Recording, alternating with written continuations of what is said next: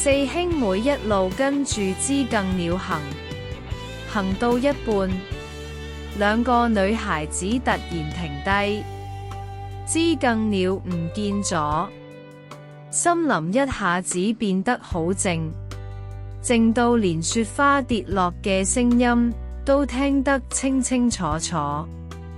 愛德蒙望一望彼得，眼神裏面寫住一句：我早就話過啦。但蘇珊突然低聲叫佢哋睇，樹林左邊有嘢喐過。四個人一齊瞪大眼，終於見到一張毛茸茸、有絡腮鬍嘅臉喺樹後面探出嚟。佢冇走，反而用爪仔放喺嘴邊，示意佢哋去。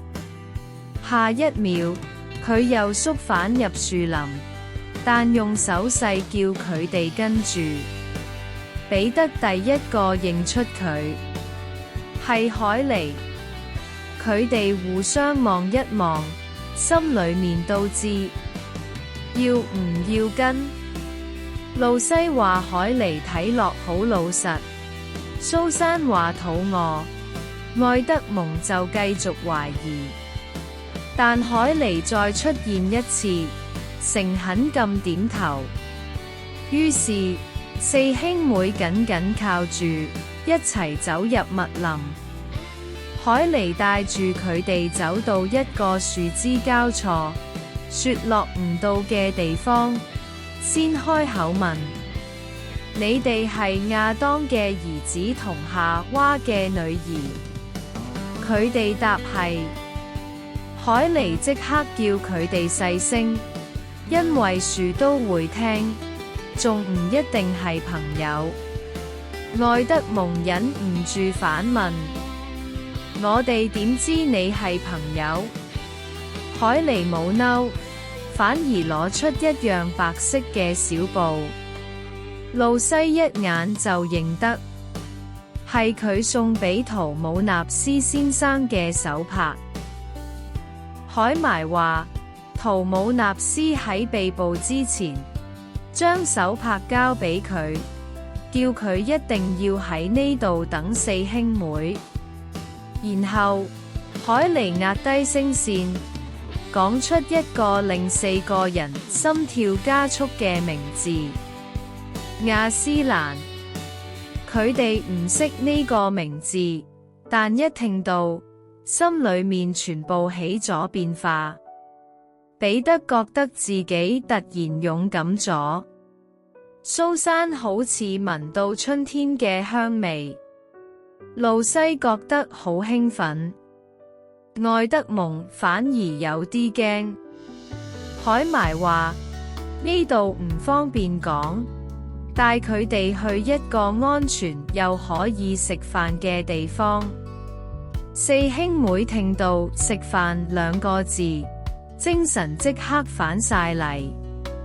海尼帶住佢哋穿過最密嘅森林，行咗成個鐘頭，終於見到前面嘅樹開始疏落，陽光照落雪地，閃到眼都花。佢哋嚟到一條結冰嘅河谷，河上有一條水壩。